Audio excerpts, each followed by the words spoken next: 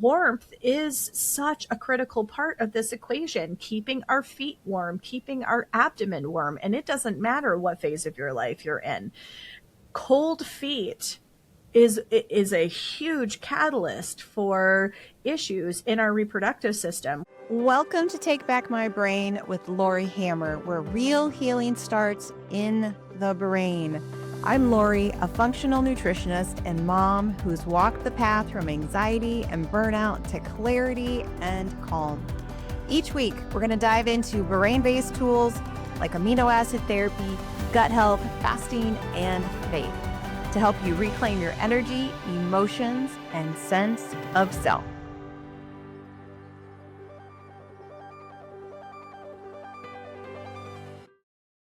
Hello and welcome back. I am really excited about today's interview because do you have cycle issues? Like your female cycle, do you feel like things are chaotic, painful, emotionally unpredictable? You get your period and then you don't, and then you do, and then you don't. You're like, what is going on? Right? You've been told this is just part of being a woman. And I want you to know I disagree. And so my guest today also disagrees that your menstrual cycle is a rhythm and we need to embrace that and we need to learn to live with it, navigate it, love it. And I know some of you are going, no, Laurie, I don't love my cycle. I know we're going to talk about that, right? We're going to talk about that because we're going to get sciencey. The menstrual cycle is a neuroendocrine rhythm governed by your brain, your ovaries, stress hormones, metabolic health. So all of that comes into play. And today we're going to talk with Adrienne Irizarry. And I'm so excited to have her here because she is a cycle alchemist. I know you're like, I don't know what that is. Well, we're going to talk about that. And she uses sound, subconscious repatterning, energetic medicine to influence that hormonal regulation. I know that's a mouthful, but I'm so excited to dive into all of this. So, Adrienne, thanks for being here today. Thank you so much for having me, Laurie. It's a pleasure to be here. It's so good. So good. So, tell everybody what a cycle alchemist is.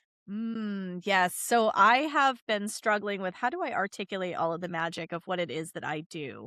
And I've landed on cycle alchemy. And really, what it is that I work with all of the seasons and cycles in a woman's body, in a woman's life, and in a woman's lifetime. So I work from the time and in preparation in some cases, but generally right around the time young girls begin their bleed.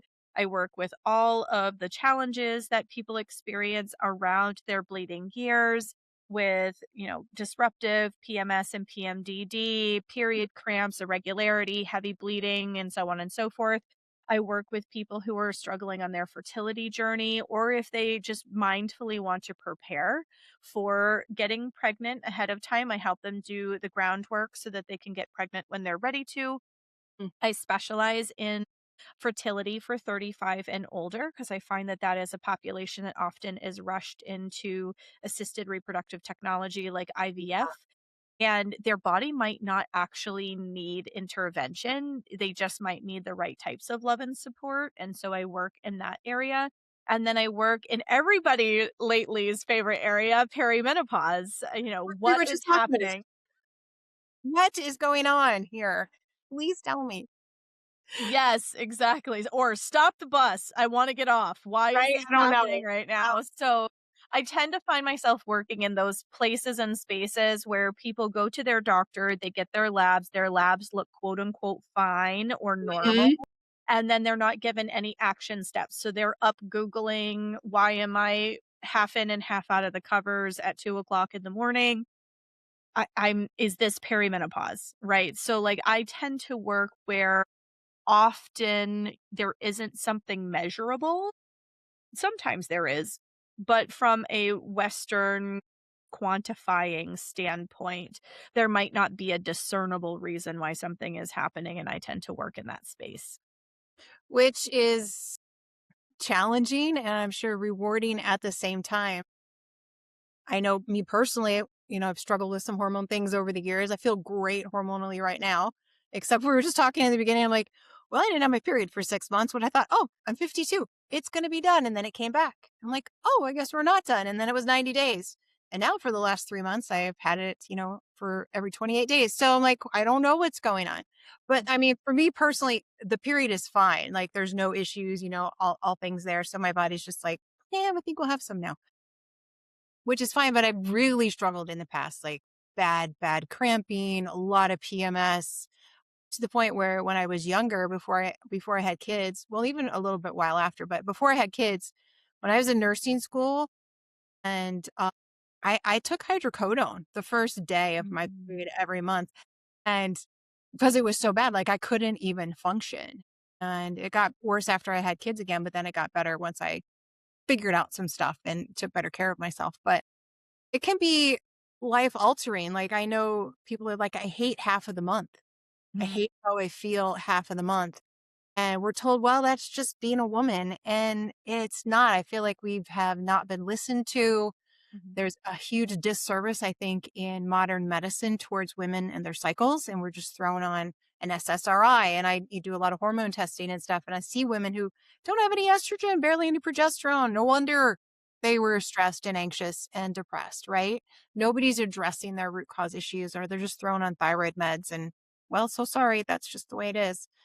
So I love the fact that what you're doing. So kind of dive into, like you said, you're working in all these different seasons of a Mhm. woman's life. Can you kind of outline the seasons for us? Yes. So I am an East Asian medicine practitioner. So I'll actually do it in kind of a nature based way, which I think will land with people. I know that that's what about what I do that really landed with me at the beginning. Sure. So we're in our fire years in the very beginning of our life. Just think about like the sassiness of teenagers, if any of you resonate with that. I know that I'm in that season right now with teenagers. They are particularly spicy, but it's all about like self Okay. discovery and figuring out who they are and, excitement and adventure Sure. and being exposed to different kinds of experiences. And the body is working on the maturation process during that time frame. So this can look like girls having a cycle and then not having one for a few months and then it arrives again and it'll look a little different. I've seen an increasingly scary number of girls starting their bleed between 9 and 11. What is Girls that that? have well, some of it is environmental, right? There's a lot of hormones and garbage in our food and in our food Mhm. systems, but some of it is just straight up stress. Mhm. Yeah. And it's like this awful collision of nutrient deficient foods that are, either because of farming practices or processed things or access to things that are actually affordable because groceries have gone through the flippin' roof. But it's like a collision of that and stress. So it's like they have school stress, but then they have social stressors that are um, you and I grew up in the generation where if we did something dumb and embarrassing, it passed after a few days instead of being on social media and living in infamy. So there's a very different level of stress and anxiety and social stigma today that makes this developmental age even more of a pressure cooker than it was before. So there's a lot of reasons for that. The spleen chi is responsible for that regulatory energy, being able to control the opening and closing of the uterine artery, to be able to let Mhm. blood down. So, like, if they're bleeding too early, usually there's a spleen chi deficiency of some sort. There might be more there. But, that's kind of the fire years of your life. Chinese medicine doesn't actually recognize that women reach their full sexual maturation or their adult development until they reach 21. So, Okay. depending on when somebody starts their bleed, often there's like a 5-year practice period where the hypothalamus pituitary ovarian axis is like trying to figure out its communication loop. You're on the opposite end of it, Lori, where Yeah, it's we're turn going off. backwards. It's like and sometimes it goes, "Oh, we're gonna keep playing this game of telephone, it's great." And then Mhm. other times it's like, maybe not this month, it'll be fine." Like, we're starting to change. So the fire years last until about 21. Then right around 21 for women, this is all assigned at birth females, right around 21, you enter your earth years. So think about that mother Gaia energy, right? Like that birthing forth kind of energy. So that's really the heart of where we bear children. Okay. Mhm. So our periods are pretty regular at that point. They should be relatively asymptomatic at that point. There's just this natural rhythm of, where our body is matching the lunar cycle. Our cycle comes every 28 to 30 days. It should come without any PMS and pain and brown blood and all of that kind of stuff. And there's lots of reasons why that doesn't occur in today's world. Uh, and then we go into our middle years at 35. So this is where we can still have children, but it isn't as much of a focal point biologically in our Right. body. And so how we spend our vital energy starts becoming a focal point. So 35 and 42 is it's like the next two big benchmarks because women's bodies move in 7-year cycles. And then 49 is where Chinese medicine recognizes that that transition into menopause and postmenopause is going to take place.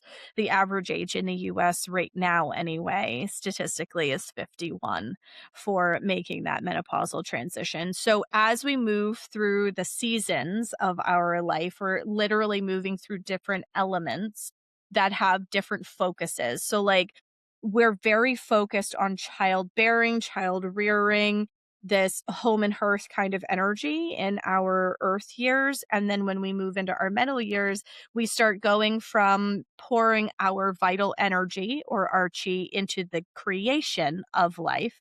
And we start wanting to turn it more into the creation of our life.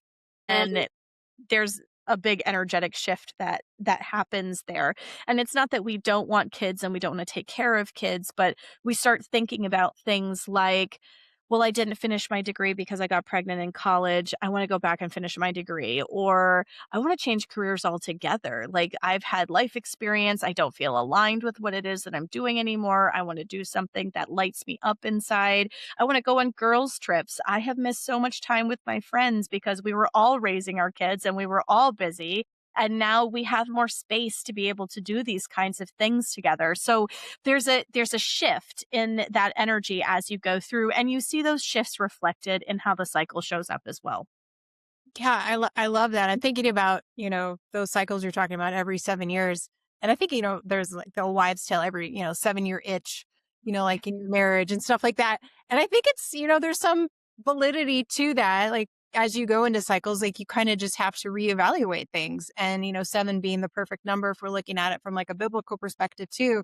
Like, what is the completion of this? And then there's another start kind of a thing going on there. So that's really fascinating. I feel like I might be a little bit behind. I just started going on girls' trips, the last couple years. So, but it's all good. It is all good. Wow. So let's talk about that perimenopause because it's kind of where I think a lot of my listeners, land right now. So that's going to start about what time? It actually starts right around 35. Okay. So men's bodies move in 8-year cycles. Really? Yep, women's bodies move in 7-year cycles. So, so growing up, how like girls matured faster than the boys. Well, there's actually a biological reason. There's a biological reason that I didn't know that. That's really fascinating. Okay. Yeah. So men, when they reach 40, they start having some of their energetic transition that we start seeing at 35. So 35, you might not be like, and the change can happen a couple years on either side. So like 35 is the benchmark. I didn't really start feeling my 35 transition until I was like almost 38. I was like late 37, almost 38. But I was also working in a cyclical way at that point too, Mm, so I think I already had kind of embraced the fact that I was a female body and not trying to push it in a testosterone linear male dominated world kind of way. right. Right. So I started seeing this transition later, but a lot of times right around 35 we start being extended the invitation to re-envision how we balance things. So I'll give you a good example. For me, it looked like I could work an entire week. I could work an event on the weekend as a vendor, do a show, be a speaker, whatever. And then I could start right in with the work week and go through and really not have a day off until the following week. Now, at right around 37, almost 38, my body went, "Girl, we really need to reevaluate this." Because I remember I Yes, had I recall worked this as well. I had worked that week and I prepped for the show on Saturday. I did the show on Sunday. I woke up Monday morning and went, is there a license plate stamped on my forehead from the bus that ran me over? Because holy cow, am I tired. And I Mhm. remember thinking the whole day, I'm like, why am I so tired? This is not normal. And then, like, it at the end of the day, like, I was kind of sitting with it and it clicked. I'm like, oh, Adrienne, this is probably the beginnings of your chi change, your vital energy change. And so you'll start to notice right around 35 that your stamina is different. It's not bad, it's just different. It's Right. asking you to embrace pause in a different way. Pause doesn't have to mean veg out, sit on the couch, take a nap. It could, but it doesn't have to. It could look like I'm actually going to get up from my desk. I'm going to go to the furthest water station to fill my water bottle just to give my brain a break. And then I'm going to walk myself back to my desk so that I give myself 5 minutes of pause. I'm gonna go to the bathroom, that's the furthest one across the floor, just so that I stretch my legs, I move my body, I give myself a brain break, and then I come back. I'm going to go for a 10-minute walk at lunch. Like, it could be active rest, right? But it's the Sure. fact that a lot of times we push and we push and we push, and we feel exhausted by the end of the day. Our body isn't tired, but our brain is. And then we toss and turn it and we have a hard time to go to sleep, which also tends to happen right around the same age and stage.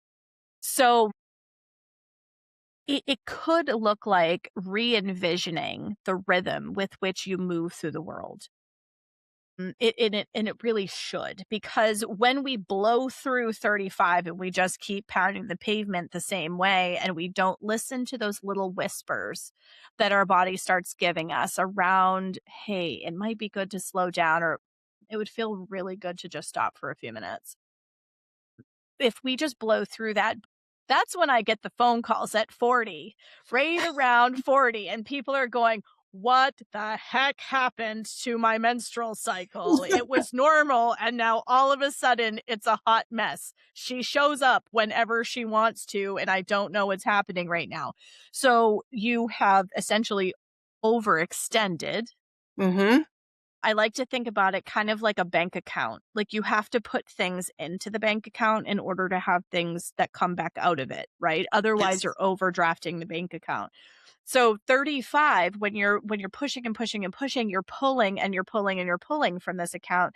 But if you don't pause and you don't rest and you go don't give your days punctuation Yeah. to breathe, then you're not putting anything back into this account. So instead of having your next 7-year happen around 42, you start seeing it on 2 years on either side. The earlier side, 40, where your body is going, "Girl, I gave you the signs, you didn't listen to me the first time. We now need to have a really serious conversation." Right? Yeah. Yeah.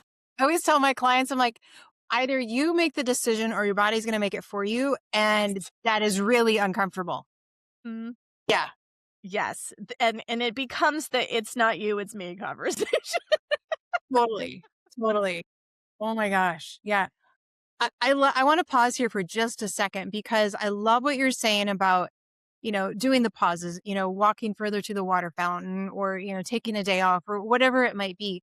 I really feel like we as moms, right, in this crazy world, and I feel like I model it better now than I ever have before for my daughter, but still work to be done, I will say. But I look at our teens, our teen girls, and they are pushing, pushing, pushing, pushing, pushing, pushing, pushing, and they have no clue even what a rhythm is. They have no clue even how to listen to their body. Like it worries me. I'll just be really honest because it's really rare that I have a teen that comes into my office that actually is menstruating the way she should be menstruating at that point in time. And even into the early 20s, like people just are, women are just not having their periods. Or if they are having them, they're so horrific that they can barely stand it. And so I would love, to kind of pause just and kind of hone in on that for a minute.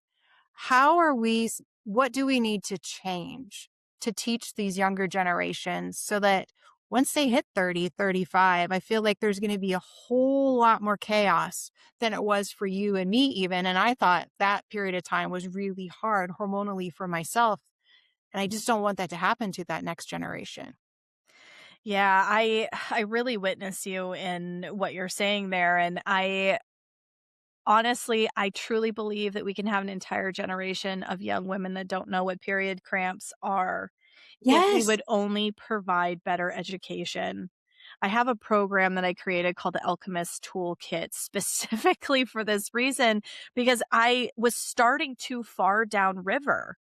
Right? Mm, Like, I had been starting to work with people assuming that they had some basic knowledge around you have 2 halves of your month. There are 4 different events that happen during your menstrual cycle. Each half of the month is kicked off by a small micro event. Like, I assumed that people knew this, and I was banging my head against a wall going, "Oh my gosh, like, these people that are coming in, they don't even know how to count day 1." no.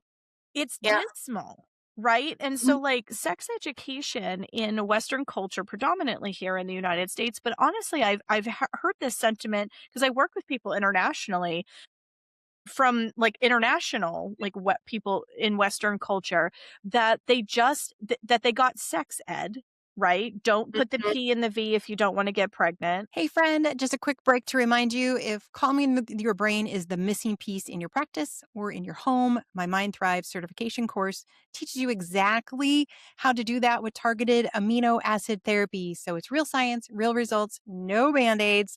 Enrollment is now open. Link is in the show notes. So back to the show. So, we get the don't put the P in the V if you don't wanna get pregnant conversation, and we get the watch out for STDs, use a barrier. That's all we get for information, really, Yep. like, they'll give us the anatomical rundown of here are the little boy parts, here are the little girl parts, that's it, right? But nobody explains what those bodies actually need for them to function properly, and I think it is one of the biggest disservices that collectively you can have a body literacy, age appropriate conversation without bringing sex into it. Totally. And I feel like a lot of the education that we're provided is only sex focused with an abstinence only undertone. If we teach them how it works, they will be inclined to use it instead of flipping the frame and going, it is irresponsible for us to not teach them how to use it because they're going to use it regardless. Because they're at that Mhm. age where if you tell them no, that's the one thing they're going to do. Right. Right. Right. So, because this has historically been the way that body literacy education has been provided, particularly here in the United States, women don't know what they don't know. They just, a lot of people got the, oh, you're bleeding, the box of tampons through the door, the diagram is in the box. That's how they learn how to take, period hygiene.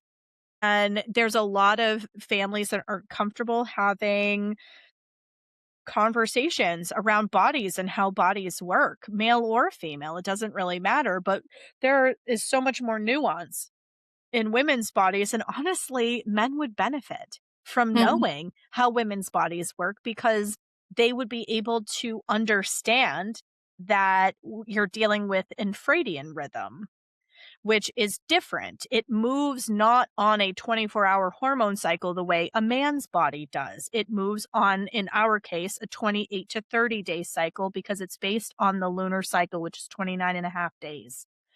So, this is information we should have gotten with our first bleed, and very few of us do. And Yes. so the different phases of the cycle, they have different energetic needs.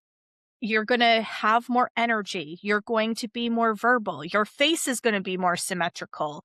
You're going to be better at planning tasks. Like every stage, you have gifts and you have things that need specific kinds of food and support in order for the period to arrive in a less symptomatic kind of way.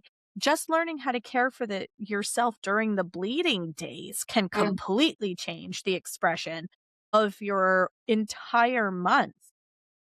And Yeah. this is just not education that we get at the beginning. It used to be intergenerationally shared. It stopped being intergenerationally shared for a whole lot of historical reasons. Then there was a reliance upon the public education system to provide this kind of education. And all it is an anatomy lesson. Right. Right. And so we're seeing epidemic levels of young people who are having, not to mention today's fashion trends do not help the situation because midriffs show there's no warmth there. That's like the perfect equation for tons of cramping. And so, there's a whole bunch of People things that don't are know that. They they don't know. don't. Yeah. Yeah. Can you dive into some of that? Like, can you go through the stages and just give us a little tidbit of like, because I know people are like, I have no idea what the stages are. And what did she just say about warmth around the midriff?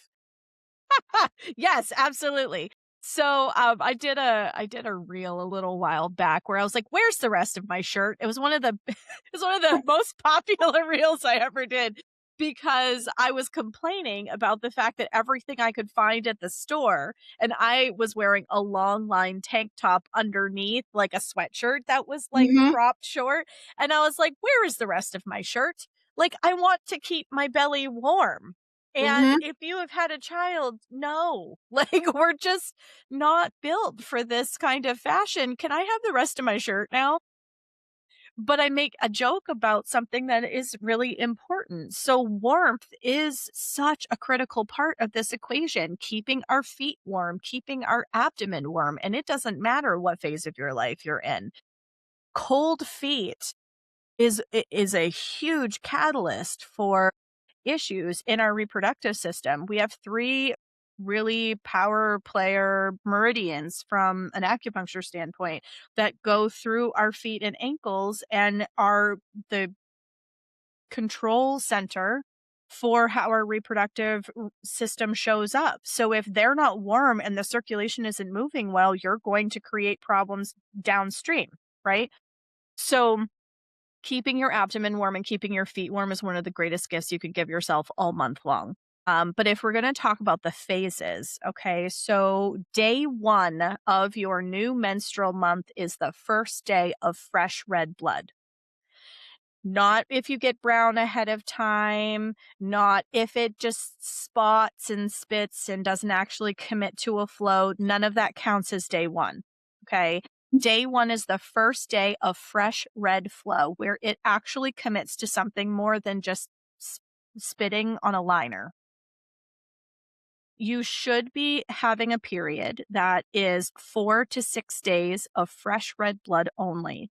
No brown, no clots, no cramping, no funny business. It should just arrive, gently increase around day 2, where that'll be day 2 into day 3 will be your heaviest time. It will come down, coast to the finish line, somewhere between day 4 and day 6.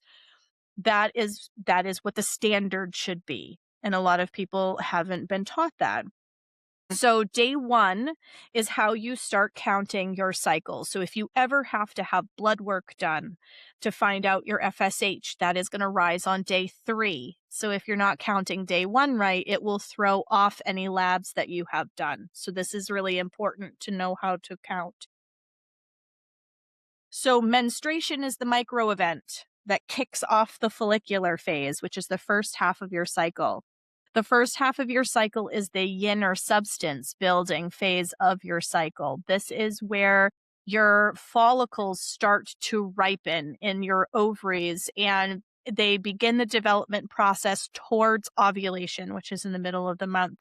You are beginning to build blood rich endometrial lining. That substance building process happens from day 1 through approximately day 14. Okay. If you're working on a 28-day cycle, the average day of ovulation is day 14. That is Okay. not the case for everybody. Optimal ovulation is between day 13 and day 17 because we have varying lengths in the luteal phase. But when we have variable lengths in our cycle, meaning one month it's 28 days, the next month it's 32 days, often that happens based on where your ovulation is taking place. Ovulation is the second micro event that kicks off the yang phase or the progesterone dominant or heat phase of your cycle, the luteal phase. So you ovulate, that egg is only viable for 24 hours. Your fertile window to get pregnant in is only 7 to 8 days. Okay? That is the window. The rest of your month you cannot get pregnant. How cool is that? So so when you ovulate, ovulation, like I said, if you're having a 28, 29, or 30-day cycle, it'll happen either day 14, 15, or 16 on average, right? We're assuming that the luteal phase is 14 days. The luteal phase tends to be fixed. So the average is 14 days or 15 days. Mine is 13, but it's always been 13. So there can be some variability, but it will be the same month after month. Okay. Which makes the arrival of your period, if you know when you ovulate, very predictable. So the luteal phase is all about warmth and heat. Okay. So if fertilization takes place when you ovulate, your body wants to be a cozy, warm nest for baby. Right. Your progesterone level rises. If you're tracking your basal temperature comes up 4/10 of a degree or higher. Okay. To confirm ovulation. So that rise in temperature, that's where that heat piece comes in. So people usually feel pretty good in the first 5 days after ovulation, and then it's that downward slope in the 7 days roughly before their period begins again that people tend to get more symptomatic. Sometimes I'll find people will get symptomatic at ovulation. They think their period is coming.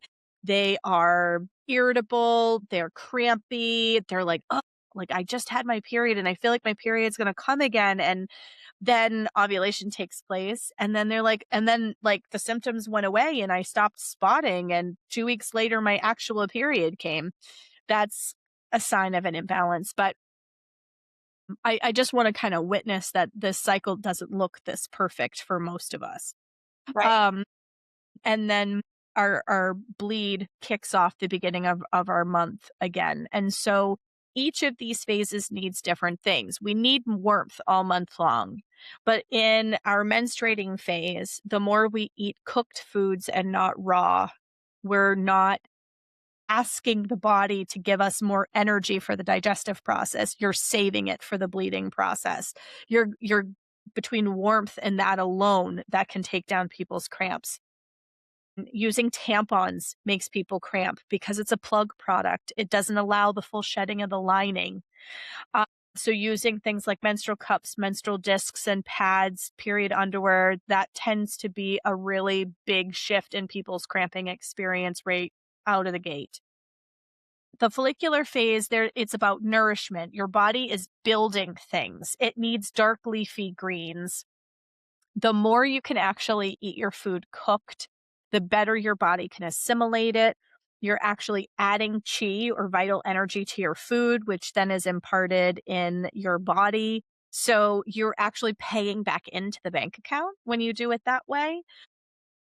Not eating things cold and raw and iced. I know for those of you who have smoothies and drink iced coffee, I suddenly became the most unpopular person out there. I feel it right now. I don't know that I like her. It's true. It is really true. I know there's a time and a place for a smoothie. Yeah. But I can tell when my body's just like, I can't do the cold stuff. And came to that realization. It really, really helped me. It Mhm. helps my energy all day long, not just even my hormone energy, but just my just general energy all day long when I didn't have so much cold. Yes, because your body has to warm it up to be able to process it. Yeah.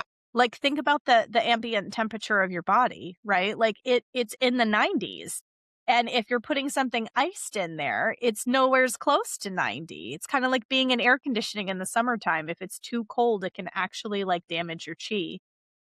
So, ovulation is the bright, sunniest part of the entire month. This is where we should feel our best, and I say should because I just witnessed the fact that not everybody feels their best at ovulation, but that's where you should feel your best and have the most energy of the entire month. That's where you really can kind of do anything. If you're going to do personal records with lifting or running or any sort of physical activity, you're the least injury prone and you have the most energy to really be able to bust the reps out or to like stretch what it is that you can do, where earlier in the month you don't have quite as much stretch. A lot of times you're going to feel really good to do those kinds of activities in the early luteal phase. Okay. So when your progesterone first starts to rise, progesterone peaks at day 21. So anybody who's had labs done, often that's another date on the calendar that is kind of an important one if you're having lab work done. This is where we should see what your actual true progesterone looks like during the entire month is right around. Sometimes you'll see it written as 7 DPO, 7 days post ovulation, or assuming a day 14 ovulation, it would be around day 21. Often that's where people begin to get the shift, where they were feeling really great, everything was awesome, they were articulate, they weren't having a hard time searching for words, and then all of a sudden they feel like they crashed and burned. Uh, and then Fill your brain. exactly, where did my words go again? My Yeah. tongue Yeah. worked yesterday, but it doesn't work now. That's very, very common. And so then as we move through the luteal phase, you're going to be wired for planning tasks. So if you have big project management, strategic planning, calendars that need to be built out, like anything like that, that is a really great time to put them in because your brain is wired that way.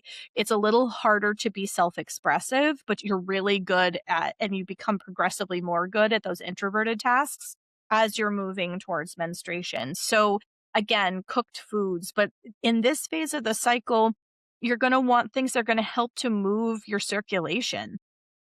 Ginger, making sure you're walking on a regular basis, like I said, warm foods, but we're also looking at warm spices Right. and Things like that. yeah, more of a heat profile. Unless you're perimenopausal and you're getting hot flashes, and that's another conversation. But you're looking to help create circulation and movement in your blood because you get symptomatic when things start to slow down and get stuck. Right. And then menstruation is back again. So there's different foods and practices, but you also have different gifts in your brain and how your brain works and what tasks you're best wired for and things like that during these different hormonal changes. Yeah, and I think it's really important to understand that because we can shame ourselves as women. We're like, what is wrong with me? And, just having these guilty things like I just don't have the energy to do that right now. And there's more than likely a hormone reason for that that will need to be addressed and recognized and embraced and all those kind of things. That was fantastic. I really feel like that was helpful. What about us that are not consistent in our cycle anymore? How do we navigate? Because we still have a cycle. There's still a cycle that we're going through as women, but how do we navigate that when we're like, I don't know when it's coming? Yeah, that's a really great question and one that I get quite often. I also get it in conjunction with, well, I'm on hormonal birth control. So Mm. how does that work for me? And the answer is the same, which is look in the sky. And just follow the moon cycle. Following the moon cycle is the easiest way to emulate this energy. And you'll find that I've had people who are postmenopausal, like many years postmenopausal, that are like, Mhm. oh, this must have been my bleeding week. because Mm. I can feel that I'm a little less like self-motivated this week, and I kind of want to hibernate a little more. So looking to the lunar cycle, the new moon is the energy of your bleed.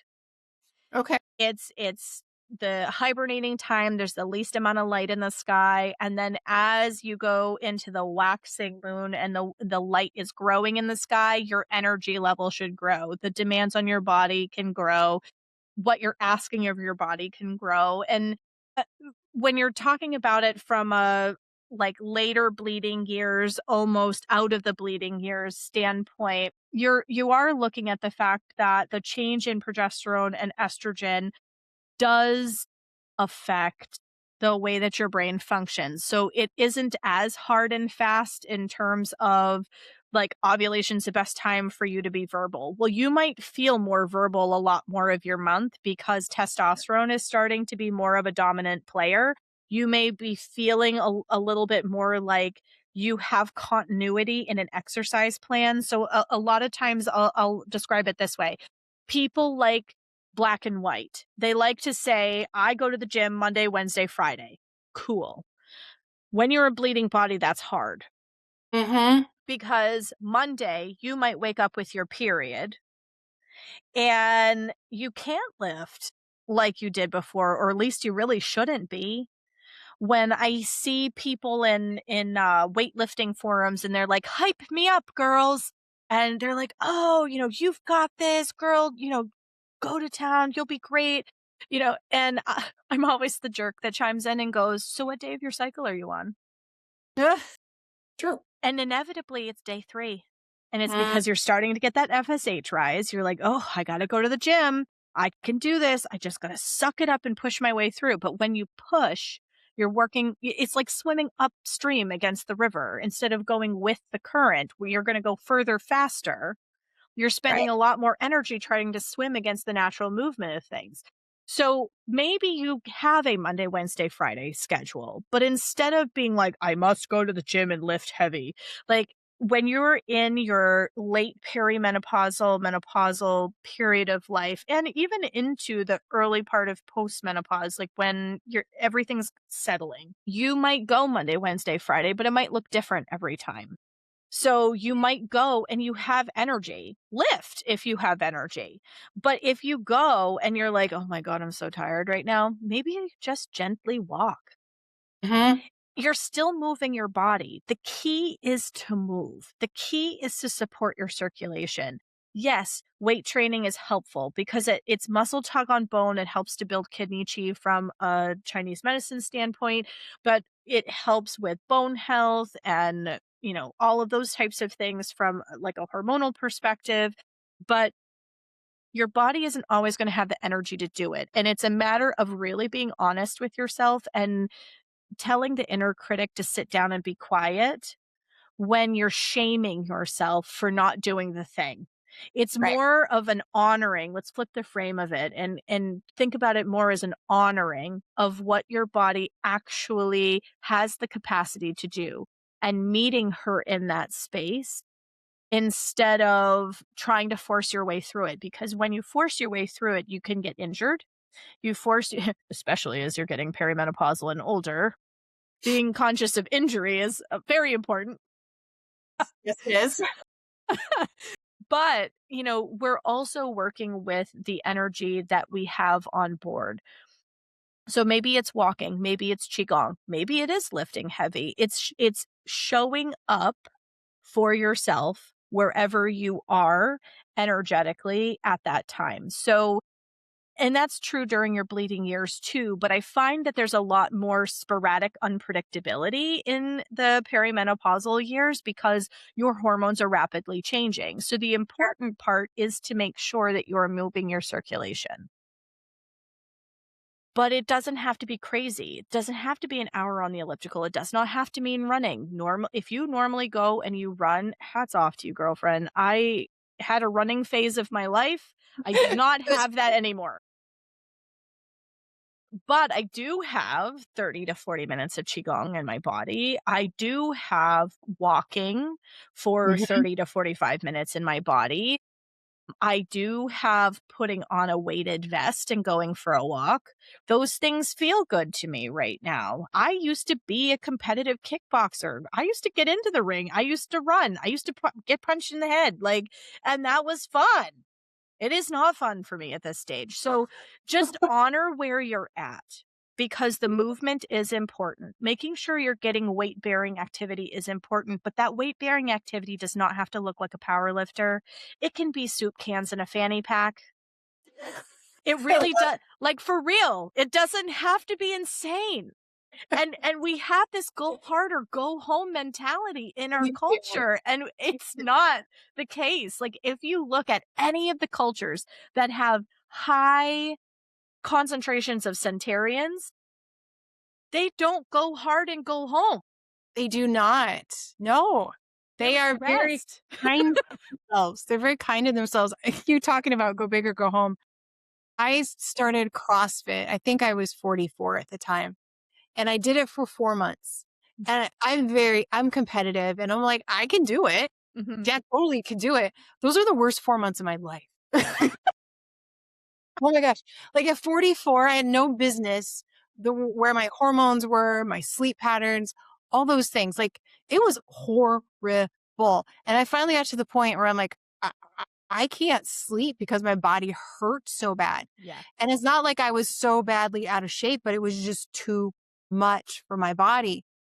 And, I had, the younger instructors would be like, no, you're fine. You just got to keep going. You'll get past it. I never got past it for 4 months. And finally, I'm like, this is stupid. Like, Mhm. this is really stupid. I have to stop this because I was harming myself and my cycles were getting worse and I was gaining weight. They're Yes. like, "Oh, it's just muscle." I'm like, no, no, no, no. It's not muscle.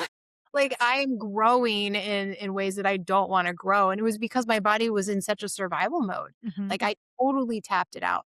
And yeah, I don't even like going to gym. One, I don't like to work on other people's sweaty equipment.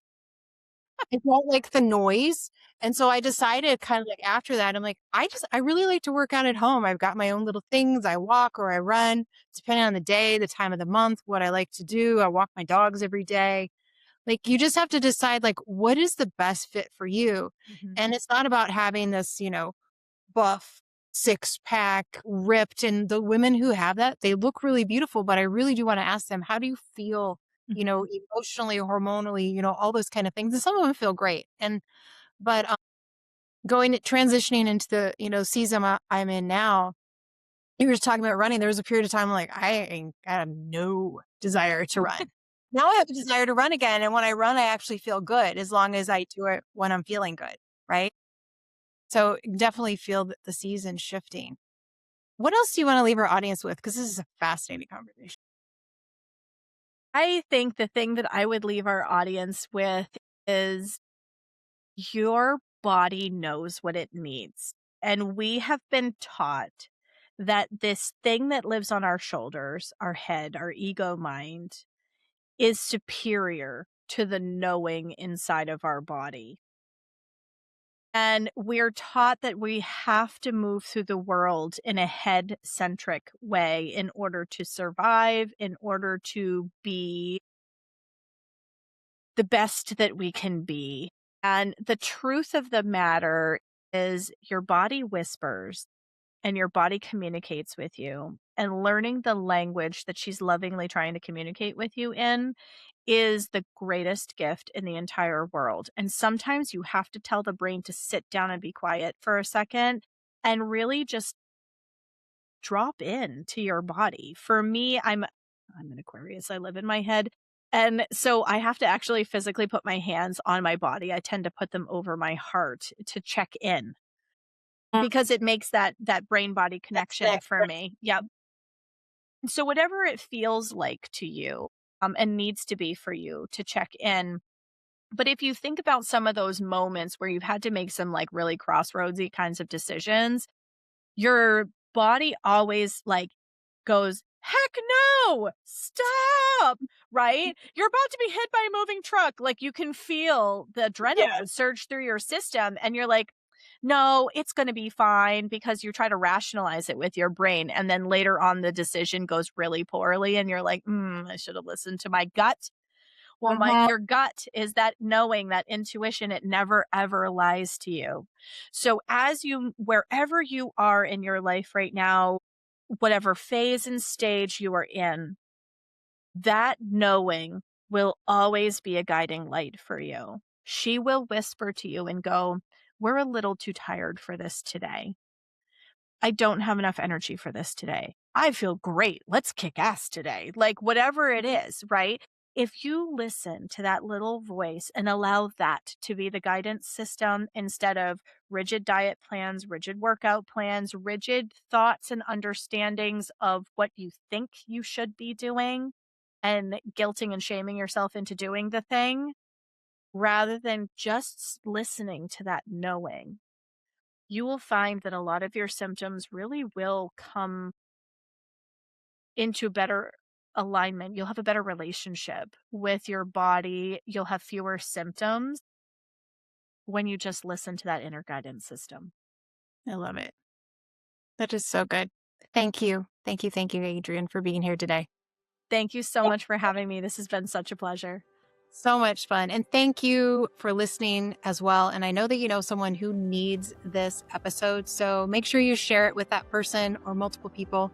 And I would love it if you just gave me a like and subscribe. That would be amazing as well. So God bless you. And I will see you in the next episode. Thanks for listening to Take Back My Brain. If today's episode helped you connect with hope or direction, I want you to follow the show, leave us a review, and share it with someone who needs it. And if you're ready to start your own healing journey, explore our courses and our coaching programs at lauriehammer.com/store. So until next time, remember, you cannot medicate away a nutrient deficiency, and healing your brain isn't just possible, it's powerful.